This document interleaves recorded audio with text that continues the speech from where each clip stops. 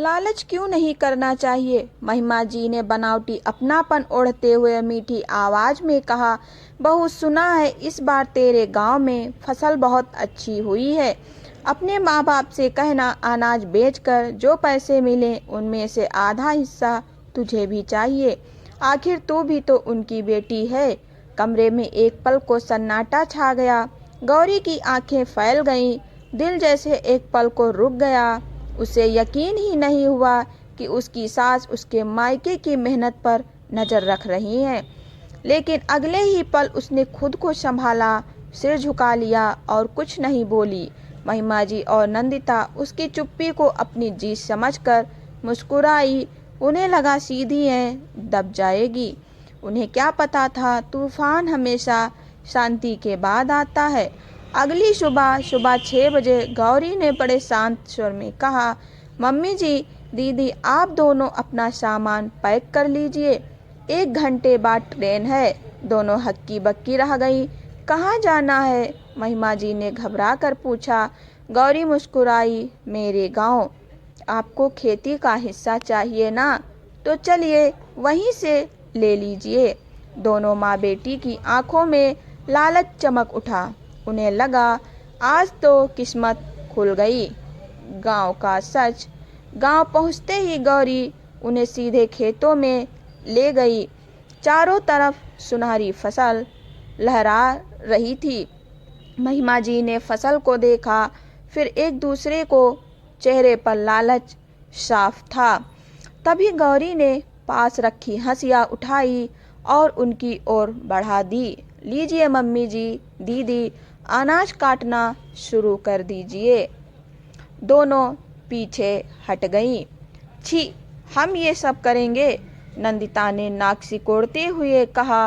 गौरी की आवाज अब पहले जैसी मुलायम नहीं थी, पर उसमें सम्मान भी था और दृढ़ता भी। क्यों नहीं दीदी, पैसे चाहिए ना। यहाँ पैसे आसमान से नहीं गिरते, मेरे माँ बाप की हथेलियों के छालों से निकलते हैं। हवा जैसे थम गई। सच का सामना। माँ बेटी गुस्से से लाल होकर सीधे घर पहुंची और हंगामा करने लगी। देखो आर्यन, आर्यन, आर्यन, तुम्हारी बीबी ने हमारा अपमान किया। आर्यन चुपचाप सब सुनता रहा। फिर पहली बार उसकी आवाज पूरे आंगन में गूंजी। अपमान किसने किया मम्मी? जिसने मेहनत का मतलब समझाया या जिसने मेहनत की कमाई मांगी? महिमा जी स्तब्ध रह गई।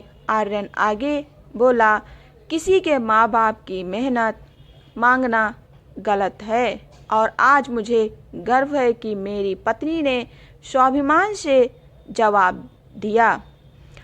नंदिता चिल्लाई, और तू तो इससे शादी भी नहीं करना चाहता था। आर्यन मुस्कुराया, हाँ, तब मैं इसे जानता नहीं था, आज जान गया हूँ और अब ये मेरी पहली और आखिरी पसंद है। गौरी की आंखें भर आई, लेकिन वह फिर शांत खड़ी रही। अंतिम मोड़। कुछ देर की खामोशी के बाद महिमा जी की आवाज बदली हुई थी, वाह, हमसे गलती हो गई। गौरी झट से झुकी, उनके पैर छुए। मम्मी जी, घर लालच से नहीं सम्मान से चलता है और सम्मान लेने से पहले देना पड़ता है।